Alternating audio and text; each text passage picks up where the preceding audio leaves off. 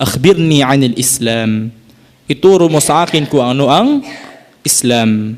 Ano ang Islam na sinabi ni Propeta Muhammad sallallahu alaihi wasallam nang sinagot niya? Yung 5 haligi ng Islam. 5 pillars of Islam na madalas nating tinatalakay at pinag-aaralan.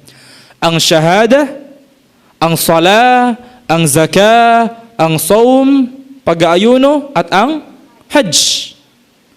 5 haligi ng Islam. At nung sinagot naman ni Propeta Muhammad sallallahu alaihi wasallam ang patungkol sa iman, ano ang sinagot niya? Ang pananampalataya kay Allah, sa mga anghel, mga kasulatan, mga sugo, araw ng paghukom at sa qadar. Okay? Hintuan natin ito saglit. Sinasabi ng ating mga ulama, ng ating mga scholar, na kapag sa isang tagpo tinalakay ang Islam at ang iman, ay nagkakaiba ito ng kahulugan, technically. Kapag sabay o isahang tinatalakay ang Islam at ang iman, ang Islam ay tumutukoy sa pisikal na gawain ng mga tao. At ang iman ay tumutukoy sa gawain ng ating mga puso. Tama ba? Ang shahada ba ay pisikal? Ashhadu an la ilaha illallah wa ashhadu anna Muhammadan Rasulullah. Pisikal ba? Nakikita? Gumagalaw? Ang aking labi? May tunog? Pisikal, di ba? Ang sala, pisikal. Ang zakah, pisikal. Ang pag-fasting, pisikal. Ang hajj, pisikal. Pisikal. Yung pananampalataya kay Allah sa mga anghel, sa mga sugo, sa araw ng paghuhukom, sa mga kasulatan at sa qadar, hindi ba't nasa puso iyon? Yung paniniwala ay nasa puso. O sinasabi ng ating mga scholar, kapag ang salitang Islam at ang salitang iman ay tinalakay sila ng magkasama, ang Islam ay may definisyon na pisikal na mga pagsunod at ang iman ay tumutukoy sa mga pagsunod ng ating mga puso. Malinaw?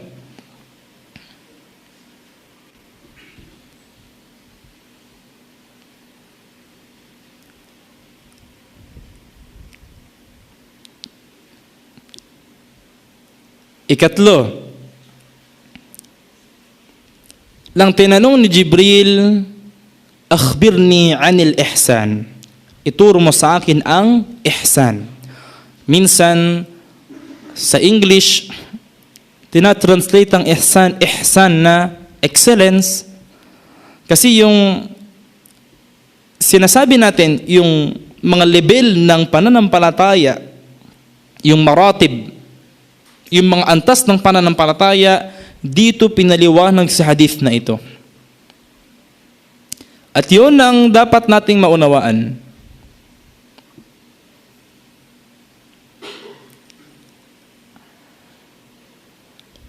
Islam, iman, ihsan, okay? Kahit na ito yung mabaon nating aral, inshallah, sapat na ito. Pero dagdagan natin.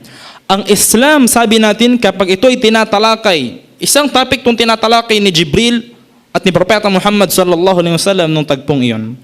Ang Islam ay tumutukoy saan? Sa mga pisikal na gawain ng tao.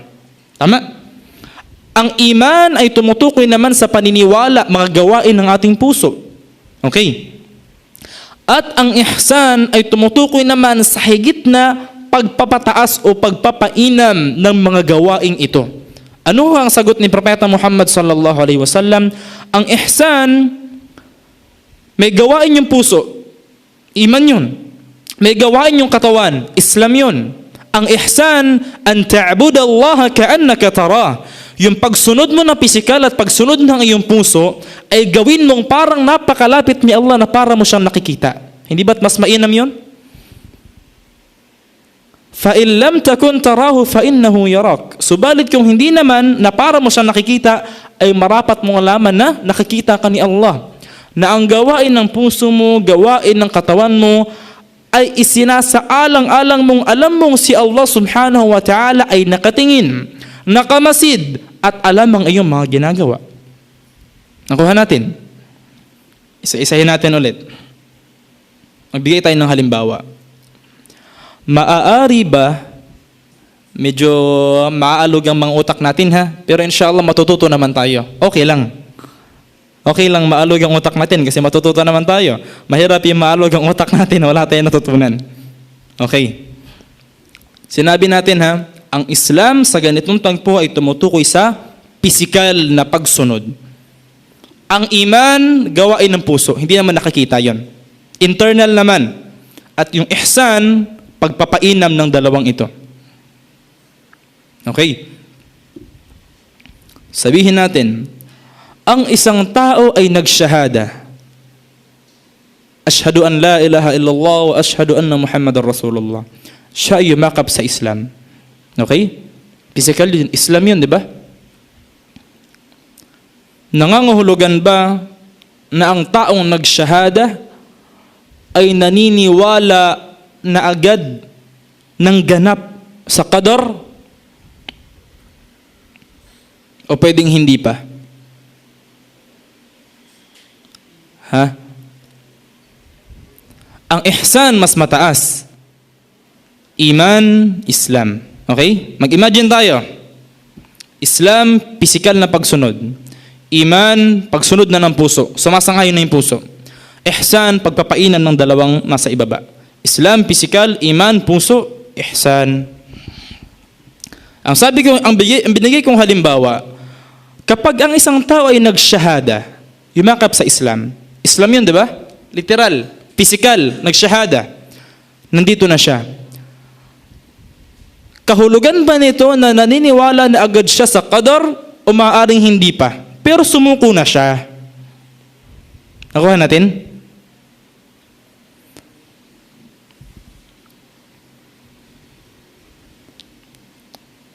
Masakit ba sa utak? Inulit ko ha, kasi ganito. Ang Islam ay pagsuko ng katawan. Sabihin natin, ang Islam ay pagsuko ng katawan, sumusunod yung katawan. Ang iman ay pagsuko naman ng puso. At ang ihsan ay pagpapainan ng dalawang ito. Halimbawa, okay, magbibigyan halimbawa. Meron akong anak. Halimbawa, nagsyahada ako, nagmuslim ako, at gusto ko na ang binata kong anak ay magmuslim din. Okay. At hindi pa siya ganoon ka naniniwala sa kanyang puso tungkol sa mga paniniwala ng Islam. Pero dahil anak ko siya, pinagmuslim ko na siya, nagsyahada siya, nagsala siya. Sinikap ko na makasabay siya sa pag-aayuno. Meron ng ginagawang pisikal na pagsunod ng aking anak sa Islam. Tama? Islam na yon. Islam na yon. Subalit ang kanyang iman ay matutukoy kung ang kanyang puso ay susunod ba sa mga gawain na kanyang kinikilos. Naunawaan natin? Naunawaan natin? Ang iman ay higit na, sabihin natin, yung pagsuko ng puso ay higit na mas mataas at marapat na makuha din natin iyon. Pero ang nangangahulugan dito, hindi lahat ng pisikal na sumusunod na o kumikilos ay mayroon na agad iman. Maaaring lumilipas ang panahon para maramdaman nila na ang ginagawa nga nila ay makabubuti sa kanila, sakalang sila magkakaroon ng ganap na pagsunod sa kanilang mga puso. Tama? Maaaring isang babae ay inutusan ng kanyang ama na maghijab. Pero ayaw niya pa sa puso niya yun. Pero kung siya ay naghijab, meron ng pagsuko ang kanyang pagkilos. At kalaunan, kung mag-aaral siya, matututo siya, at tatanggapin niya na ang hijab ay mainam para sa kanya, doon nasusunod ang iman sa kanyang puso. Nakuha natin. Nakuha natin. So nagbigay tayo ng halimbawa ngayon, maaaring ikaw ay nagsasala. Sinabihan ka ng iyong brother, bro, halika magsala tayo. Ayun kakasyahada na lang halimbawa. Nagwudu, nagsala kayo ng sabay. Sumuko na siya, pisikal na pagsunod sa Islam. Pero yung kanyang iman, hindi pa natin sure. Pero ang tingin natin hindi tayo naghihinala. I mean, sinabi kong hindi natin sure kung sakaling magiging matatag ba yun. Dahil nangangailangan ng panahon para yung kanyang pananampalataya ay maging matatag. Bago maging ganap na yung pananampalataya kay Allah sa mga anghel, sa kasulatan, sa mga propeta, sa araw ng paghuhukom, sa qadar ay maging ganap at kumpleto. Nakukuha natin? Okay, inshallah. Magbibigay ako ng karagdagang supporting aya tungkol dito. Hindi pa tayo maalis ha? Doon tayo sa Islam, tsaka iman, tsaka ihsan. Okay? Sabi ni Allah subhanahu wa ta'ala, hinggil sa mga Arabo. May mga Arabo sa panahon ni Propeta Muhammad sallallahu alaihi wasallam na sumuko physically, pero wala pa yung pananampalataya sa Islam. Pwede ba yun? Saglit ha. Nung si Propeta Muhammad sallallahu alaihi wasallam at ang mga sahaba, nagkaroon na sila ng lakas sa lipunan, pamahalaan ng Islam. Dalawa, o sabihin natin, maraming mga uri ng tao. Merong mga nanampalataya sa puso nila at sumunod na physically sa utos ng Islam. Mu'min yun, okay? Ikalawa, meron namang mga tao na sumusunod daw physically pero hindi naman sila naniniwala sa kanilang puso at galit pa sila. Munafiq naman yun. Ikatlo, meron ng mga tao na sila yung mga susunod lang dahil malakas ang Islam, ayaw naman namin gumaya dun sa mga makikipaglaban, hindi rin sila kabilang sa mga galit sa Islam at nagkukunwari. Pero sila yung mga tao na wala kaming magagawa, sunod na lang kami. Physically, sumusunod sila. Pag nangolekta ng zakah sila Propeta Muhammad sallallahu alaihi wasallam, bibigay sila ng zakah. Pag nanawagan sa adhan, magsasala sila. Muslim na sila, inshallah. Pero yung iman nasa puso eh. Maaari ang isang tao ay sumusunod ng physical sa Islam pero wala siyang pananampalataya sa kung ano yung ginagawa niya. Tama? Kaya't hinggil sa mga taong ito, nagmalaki sila na sila daw ay nananampalataya na. Pero totoo, sumusuko pa lang sila sa kanilang mga kilos dahil physically wala silang magagawa. Hindi yung kung wala man yung mga Muslim na malalakas, Muslim pa rin kami. Hindi sila ganun. Nakuha natin? Hindi sila yung nandyan man si Propeta Muhammad sallallahu alaihi wasallam, malakas man sila o hindi, mu'min sila. Hindi sila ganun. Dahil malakas sila, no choice. Pero susunod sila. Hindi sila tulad ng ibang mga lumalabag. Ang sabi ni Allah subhanahu wa ta'ala hinggil sa kanila, qalatil a'rabu amanna. Sabi ng ilan sa mga Arabo, nananampalataya na kami. Sila yon, nagkiklaim na sila. Qul, sabi ni Allah, sabihin mo sa kanila, lam tu'minu walakin qulu aslamna. Ang sabihin mo sa kanila, Muhammad sallallahu alaihi wasallam, hindi pa kayo nananampalataya ng ganap. Subalit sumusuko na kayo. Nakuha natin? Nakuha natin yung aral. Maaring sila ay sumusuko na pero hindi pa sila talaga nananampalataya. Okay? So inshallah wala namang ganun sa atin dito ngayon. Pero tinatalakay kasi natin ng Islam, iman at ihsan at hindi natin ito pwedeng laktawan. Paumanhin kung medyo sumakit ang ating mga ulo. Pero hinihiling ko kay Allah subhanahu wa ta'ala na bigyan niya tayo ng pag-unawa. Dahil malaki ang maitutulong nito sa ating pananampalataya. Okay? At nabanggit na natin, ang Islam, physical. Shahada, salah, zakah, saum, hajj. Sumusuko eh. Diba, literal ang kahulugan ng Islam ay pagsuko, pagtalima. At ang iman ay paniniwala naman kay Allah sa mga anghel, sa huling araw, sa kasulatan, sa mga propeta at sa qadar. Dahil yun ay matatagpuan talaga sa puso. Tama? Ang ganap na paniniwala kay Allah subhanahu wa ta'ala na siya ay dapat na sambahin, walang dapat na itambal sa Kanya, puso ang magdidikta noon. Tama? Maaari ang isang tao ay sumusuko ng pisikal pero ang kanyang puso ay nagtatambal kay Allah. Pwede ba? Pwede. Pwede ang isang tao ay naniniwala sa mga pamahiin, sa swerte at sa malas, sa mga khurafat, sa mga pamahiin na ito, sa mga pangitain na ito. Pero pisikal siyang nagsasala halimbawa. Nakuha natin? So, ibig sabihin, meron siyang pagsuko, pero hindi pag ganun ka na itatama ang kanyang iman. Tama. So, inshallah ta'ala, laktaw muna tayo. Dahil na-discuss natin to, Islam, Iman, Ihsan, natanong ni Jibril alayhi salam, at nagbigay si Propeta Muhammad sallallahu alaihi wasallam ng mga antas nito at sinagot niya. So, i-conclude natin yung tagpo na yon.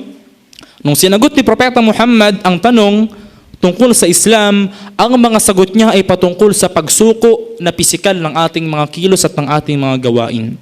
Nung tinanong naman siya hinggil sa iman, ay itinuro niya na ito ay patungkol sa mga pagsuko o paniniwala na ng ating mga puso. Mas mataas na.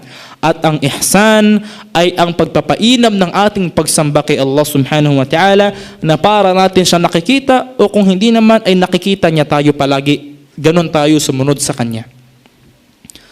Kasunod sinabi ni Jibril kay Propeta Muhammad sallallahu alaihi wasallam, akhbirni anis sa'ah. Ituro mo sa akin kung ang tinutukoy dito yung sa'a, oras. At kapag sa Arabic at sa ganitong konteksto, ang tinutukoy dito yung oras ng pagkagunaw ng mundo, oras ng araw ng paghuhukom.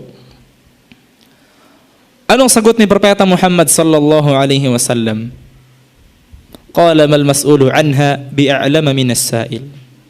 Ang ganda. Sabi niya sallallahu alaihi wasallam, ang tinatanong ay walang higit na kaalaman kumpara sa nagtatanong. Nangangahulugan, si Propeta Muhammad sallallahu alaihi wasallam ay hindi niya alam kung kailan ang eksaktong petsa o oras ng araw ng paghuhukom.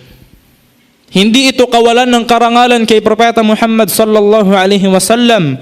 Subalit ito ang paniniwala natin bilang mga Muslim na walang katambal si Allah sa kaalaman hinggil sa araw ng paghuhukom.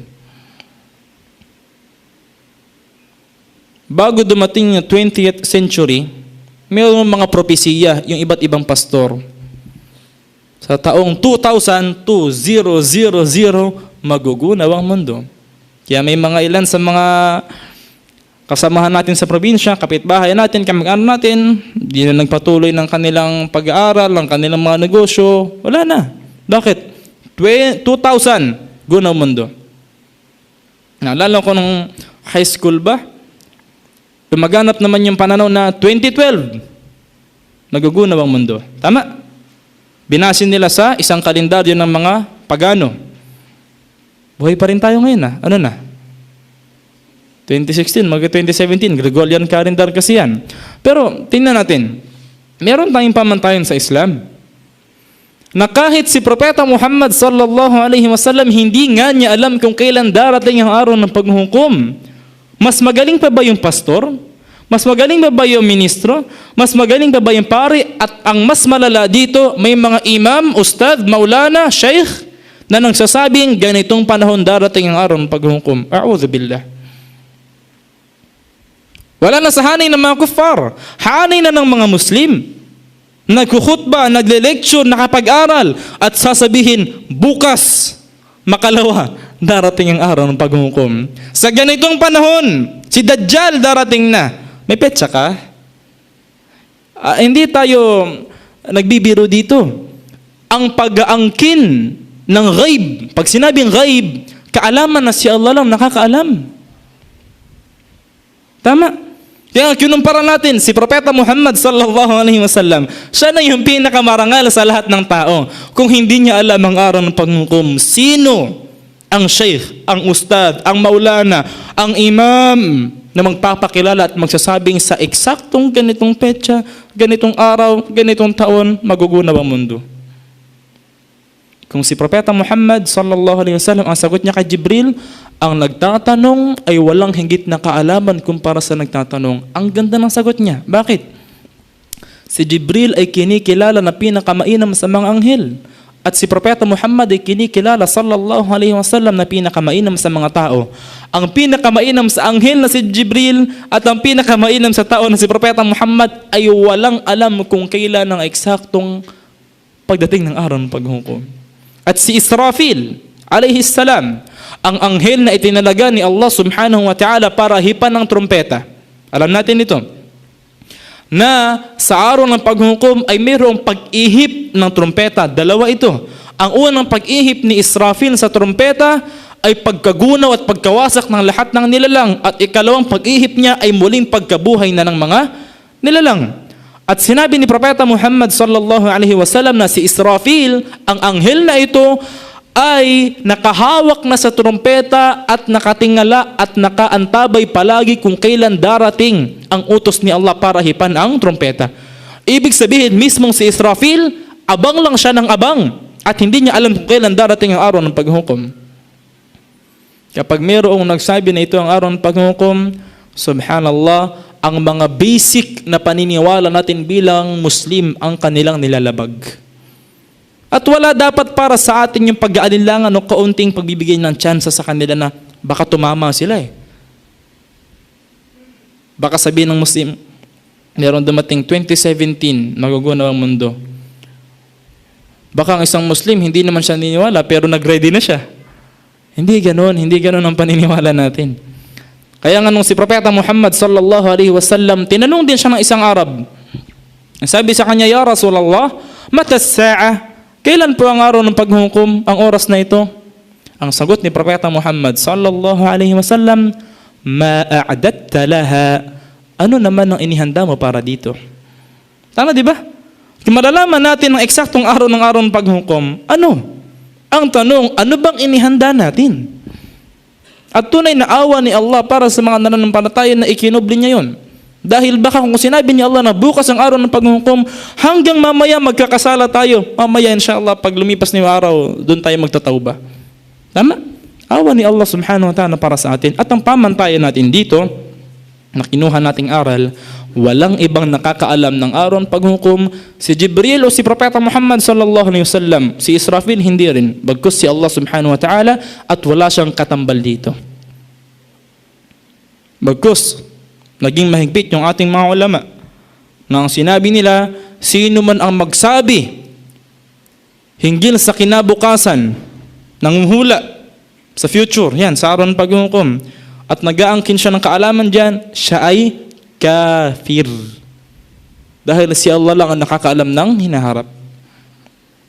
Okay, magpatuloy tayo. Anong sabi ni Jibril? Akhbirni an amaratiha. Kung gayon, na hindi mo alam, hindi ko rin alam ang patungkol sa araw ng paghukom, ituro mo sa akin ang mga palatandaan nito. Sinyalis na marapit na itong dumating. Dalawa yung sinabi ni Propeta Muhammad sallallahu alaihi wasallam. An talida al-amatu rabbataha. Una, na ang isang babae ay manganganak ng kanyang amo. Iba-iba ang opinyon ng mga scholar hinggil sa kahulugan nito, subalit ang karamihan ay nagsabi na ang isang nanay ay para niyang ituturing na amo yung kanyang anak sapagkat darating ang panahon na ang mga anak ay magiging suwail at mapagmataas sa kanilang mga magulang. Wal'iyadu billah. Ikalawa, ang sinabi ni Propeta Muhammad sallallahu alaihi wasallam, an tara al-hufata al-urata al-'arata ri'a asya yatatawaluna fil bunyan. Na ang mga nagpapastol ng tupa, ang tinutukoy niya dito nagpapastol ng tupa ay mga Arabo. Partikular ang nasyon ng mga Arab. Sila yung mga nagpapastol ng tupa na kilala. Mga Arab na walang sapin sa kanilang mga paa, mahihirap, yatatawaluna fil bunyan. Darating ang panahon na sila ay magpapaligsahan, magtatagisan sa pagpapataasan ng mga gusali. At subhanallah, ang mga pinakamatataas na gusali sa buong daigdig ay walang iba kundi makikita sa mga lugar ng mga Arabo. Sa Dubai, UAE, Saudi Arabia, papaligsahan sila sa pagpapataasan ng mga gusali. At sinabi naman, pagkatapos noon, sabi ni Umar, famada falabithna maliyan. Umalis yung lalaki at nanatili pa rin kami. Thumma qala ya Umar, atadruna man is-sa'il? At pagkatapos sinabi sa kanila ni Propeta Muhammad sallallahu alaihi wasallam, Umar, kilala niyo ba kung sino yung nagtanong? Anong sagot nila? Nanghula? Nanghula ba sila? Ang sabi nila, Allahu wa rasuluhu a'lam. Si Allah at ang kanyang sugo, kayo po o ya Rasulullah, ang nakakaalam. Kuha tayo ng aral dito. Sa panahon ni Propeta Muhammad sallallahu alaihi wasallam na siya ay buhay, ang kinagawiang banggitin ng mga sahaba kapag hindi nila alam ang ilang mga bagay-bagay at gusto nilang matuto kay Propeta Muhammad, sinasabi nilang, Allahu wa rasuluhu a'lam. Si Allah at ang kanyang sugo ang nakakaalam. Okay? Pero sa panahon na namatay na si Propeta Muhammad sallallahu alaihi wasallam, hanggang sa panahon natin, hanggang magunaw ang mundo, kapag mayroong mga usapin, ang sasabihin na natin ay Allahu a'lam. Period. Hindi natin pwedeng sabihin, halimbawa, may issue, Ustad, ano po ang patungkol sa rulings ng paggamit ng cellphone? Pwede bang sabihin sa dulo ng Ustad na Allahu wa rasuluhu a'lam? Hindi. Allahu a'lam. Si Allah nakakaalam. Dahil nung namatay na si Propeta Muhammad sallallahu alaihi wasallam, natapos na rin doon ang mga kaalaman niya hinggil sa mga nangyayari. Nakuha natin? Para hindi tayo humantong sa mga ibang sekta na naniniwala silang si Propeta Muhammad daw ay buhay pa ngayon. Oh, nilibing ng mga sahaba yung buhay na propeta? Auzubillah. At naririnig daw tayo ngayon ni Propeta Muhammad, shirk na ito. Kaya ganoon din sa kaalaman, si Allah higit ng kaalaman sa kanyang propeta sallallahu alaihi wasallam. Nung si Propeta Muhammad ay kasama ng mga sahaba, Allah wa rasuluhu a'lam ang kanilang sinasagot. Si Allah at ang kanyang sugo ang nakakaalam. Subalit sa panahon natin ngayon at nung namatay pa lang si Propeta Muhammad sallallahu alaihi wasallam, ang sagot na ng mga sahaba ay Allahu a'lam. Yan ang sagot din nila, Umar. At ang sabi nga ni Propeta Muhammad, nung sinabi nila yon, qala fa innahu Jibril atakum yuallimukum amra dinakum. Katotohanan, yun ay si Jibril, dumating dito para turuan kayo ng inyong pananampalataya.